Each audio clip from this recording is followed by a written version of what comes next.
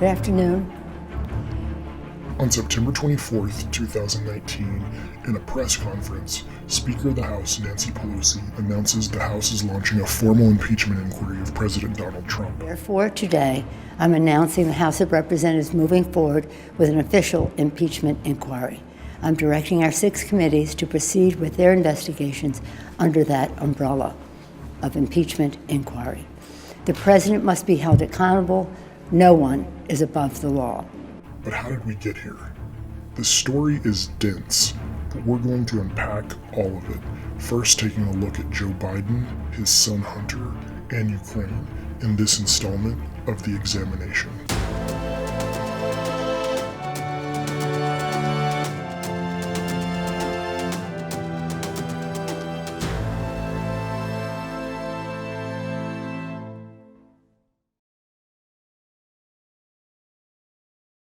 First, we're going to need some context.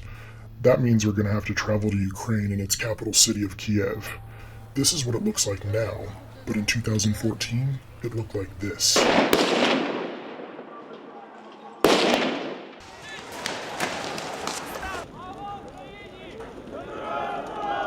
Now, it's important to keep in mind Ukraine was one of the world's most corrupt countries. And at the time, its leader, the president of Ukraine, was a guy named Viktor Yanukovych. What you're seeing are images of what would come to be known as the Ukrainian Revolution, or a mass uprising of Ukrainians protesting the corrupt practices of President Yanukovych clashed with government forces, which resulted in the deaths of nearly 130 people. Yet the protests continued. When the safety of President Yanukovych was seen as untenable, he fled to Russia. Viktor Yanukovych, the ousted president, may already be in Moscow, that he has been granted refuge by the Russian government after he claimed that his life was in danger. The Ukrainian parliament convened and unanimously voted him relieved of his duties. However, many Ukrainians in the country's eastern and southern regions, where the pro-Russian president was popular, saw this action as an illegal coup, and so did Russia, who used the situation as an excuse to annex Crimea. In response, the Obama administration retaliated to this incursion from their geopolitical foe in a pledge of support for Ukraine and its interim government in the form of advice and aid. And we have been very firm in saying that we will stand with Ukraine and the Ukrainian people in ensuring that that territorial integrity and sovereignty is maintained.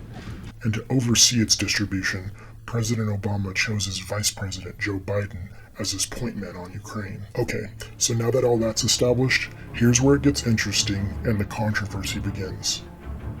Joe Biden's son, Hunter Biden, John Kerry, who was Secretary of State at the time, his stepson, Chris Hines, and Chris Hines' roommate at Yale, a guy named Devin Archer, who also raised money for John Kerry's political campaigns.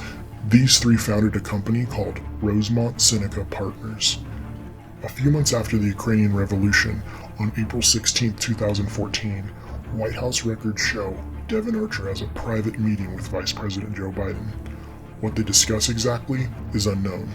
5 days later, on April 21, 2014, Joe Biden lands in Kiev, and over the course of his 2-day trip, he meets with Ukrainian political leaders, civil society groups, and U.S. diplomats.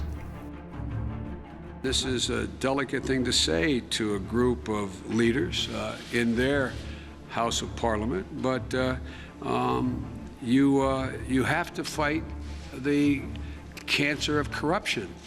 During his trip, while Joe Biden is still in Kiev on April 22, 2014, Devin Archer is given a position on the board of Burisma Holdings. And less than 1 month later, on May 13, 2014, Burisma announces that Joe Biden's son, Hunter Biden, would also be joining its board. Though the announcement of Hunter Biden joining the Burisma board came in May of 2014, their website shows he joined the board in April of 2014, at the same time his father was in the Ukraine. According to its website, Burisma Holdings is a leading natural gas producer in the Ukraine that was founded in 2002 by a Ukrainian oligarch named Mykola Zlochevsky. This guy was a close friend and ally of the former pro-Russian president Viktor Yanukovych, having even served as Yanukovych's natural resources and ecology minister from 2010 to 2012. Like Yanukovych, Zlochevsky was also accused of corruption for allegedly giving government contracts to his own companies, including Burisma, and even issuing oil and gas licenses to himself as natural resources and ecology minister. One body investigating him was the British Serious Fraud Office. There was $23 million sitting in a British bank account that officials in the UK believed to be laundered. So the Brits requested Ukrainian prosecutors to supply documents that could help their investigation against Zlochevsky and his embezzlement of public money. And these were the state of affairs at Burisma at the time Hunter Biden joined the board. Now reports vary, but while on the board of Burisma, Hunter Biden was paid about $50,000 to as much as $83,000 per month. In an interview, he wouldn't confirm exactly what the amount was. You were paid $50,000 a month for your position? Look, I'm a private citizen. One thing that I don't have to do is sit here and open my kimono as it relates to how much money I make or did or didn't. But it's all been reported. Aside from the timing being very suspicious, the main criticism is that Hunter Biden has no experience in Ukraine and no experience in the energy sector to merit a position on the Burisma board. But again, in an interview, Hunter explains it like this. What were your qualifications to be on the board of Burisma? Well, I was vice chairman of the board of Amtrak for 5 years. I was the chairman of the board of the UN World Food Program. I was a lawyer for Boies Schiller Flexner, one of the most prestigious law firms in the world. You didn't have any extensive knowledge about natural gas or Ukraine itself, though? No, but I think that I had as much knowledge as anybody else that was on the board, if not more. But even their partner at Rosemont Seneca, Chris Hines, thought joining the Burisma board shown a, quote, lack of judgment, and dissolved his partnership in 2014 with Biden and Archer due to concerns about corruption in Ukraine and appearances. Now on May 25, 2014, just 2 weeks after Hunter Biden takes his position on the Burisma board, Ukraine holds an election and Petro Poroshenko is elected president. And President Poroshenko appoints Viktor Shokin as the new Ukrainian prosecutor general. He has a mandate to prosecute corruption, and he intends to do so by investigating Burisma. On December 8, 2015, Vice President Joe Biden is back in Kiev, and he meets with government officials.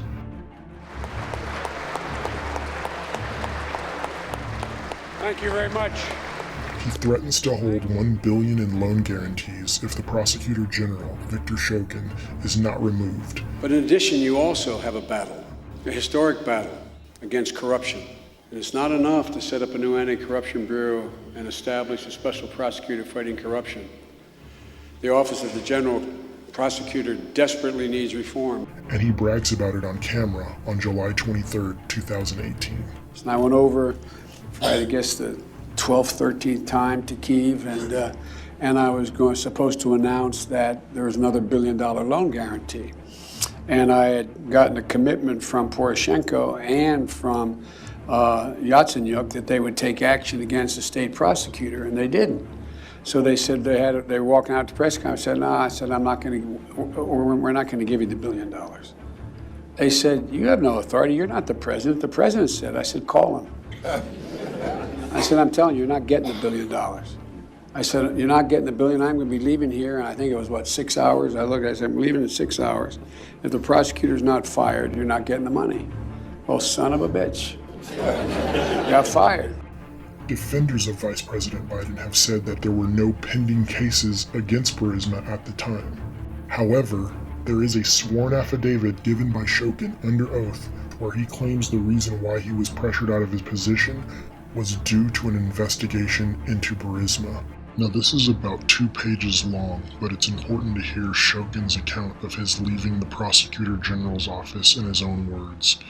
The circumstances of my dismissal were that I tendered my resignation to the Rada, which is Ukraine's parliament, at the request of President Poroshenko.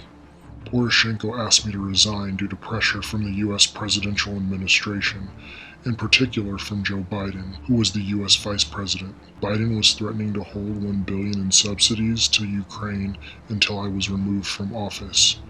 After I yielded to the president's request and submitted my voluntary resignation, Poroshenko commented about it in the media. He said that I carried out a colossal amount of work as general prosecutor, which is something none of my predecessors had been able to do, especially with regards to the work on reforming the different bodies of the prosecutor's office, on creating the specialized anti-corruption prosecutor's office, which enabled the National Anti-Corruption Bureau of Ukraine to conduct legal work, and on creating self-governing prosecution authorities. 7. The official reason put forth for my dismissal was that I allegedly failed to secure the public's trust. Poroshenko and other state officials, including representatives of the U.S. presidential administration, had never previously had any complaints about my work, however. There were no grievances against me or any allegations that I committed any corruption-related or indeed any other criminal offenses. Biden never stated anything of the kind either. Furthermore, all sanctions in respect of Yanukovych and his supporters remained in force and were not lifted while I occupied the post. Moreover, these sanctions were extended. 8. The truth is that I was forced out because I was leading a wide-ranging corruption probe into Burisma Holdings, a natural gas firm active in Ukraine, and Joe Biden's son, Hunter Biden, was a member of the board of directors. I assume Burisma, which was connected with gas extraction, had the support of the U.S. Vice President Joe Biden because his son was on the board of directors. 9. On several occasions, President Poroshenko asked me to have a look at the criminal case against Burisma and consider the possibility of winding down the investigative actions in respect of this company, but I refused to close the investigation. Therefore, I was forced to leave the office under direct and intense pressure from Joe Biden and the U.S. administration. In my conversations with Poroshenko at the time, he was emphatic that I should cease my investigation regarding Burisma. When I did not, he said that the U.S., via Biden, was refusing to release the $1 billion promised to Ukraine. He said that he had no choice, therefore, but to ask me to resign. 10. When Poroshenko asked me to resign, the way that he put it to me was he was making it for the good of our country, and that I should agree, also as an act of patriotism. I agreed to tender my resignation on that basis. After my dismissal, Joe Biden made a public statement saying, even bragging, that he had me fired. This is when it became clear the real reason for my dismissal was my actions regarding Burisma and Biden's personal interest in that company, which was demonstrated by the following. A. It was Biden's order and wish that I be removed from office, not Poroshenko's decision. B. The reason was because it was precisely the state officials from the U.S. administration of President Obama, and Joe Biden in particular, who were telling the heads of the Ukraine law enforcement system how to investigate and whom to investigate, including the members of the Yanukovych regime team. I was not complying with their will, with respect to Zlochevsky in particular, who was minister under Yanukovych, so I had to be removed from office. C. It was not Poroshenko being patriotic. It was Poroshenko submitting to the demands of state officials from the U.S. administration of President Obama for reasons of political economy and the personal interests of the U.S. Vice President Biden, amongst others. In an interview on January 23, 2019, Shokin claims the real purpose Zlochevsky appointed Hunter Biden to the Burisma board was, quote, in order to protect himself. With respect to the pending investigations against Burisma, at the time Joe Biden threatened to hold $1 billion in loan guarantees, it's important to note that a statement given by Burisma itself said they weren't closed until January of 2017. The newest twist in this story comes from an allegation delivered October 9, 2019, from a member of the Ukrainian parliament named Andriy Derkach, who, in a press conference, purports to have evidence showing that Joe Biden himself received $900,000 from Burisma, marked as consulting fees. Though Interfax has released at least 3 articles on the subject, this newest allegation has gotten little to no coverage by the press in the United States. And finally, the question nobody seems to have asked is, of the roughly 190 countries outside the United States, Why does Hunter Biden need to sit on the board of a company in the country his father is tasked with overseeing?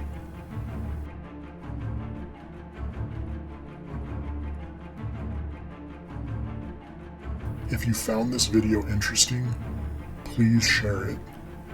This is the first installment of the examination, with a focus on Ukraine, where we analyze the circumstances on the run-up to impeachment, and we tried to deliver a nonpartisan, fact-based analysis with citations for your review. Please like and subscribe and hit that bell for a notification on the release of our next video. If you feel we left anything out or have anything else to say, please mention it in the comments. Thank you for watching this, the first installment of the examination.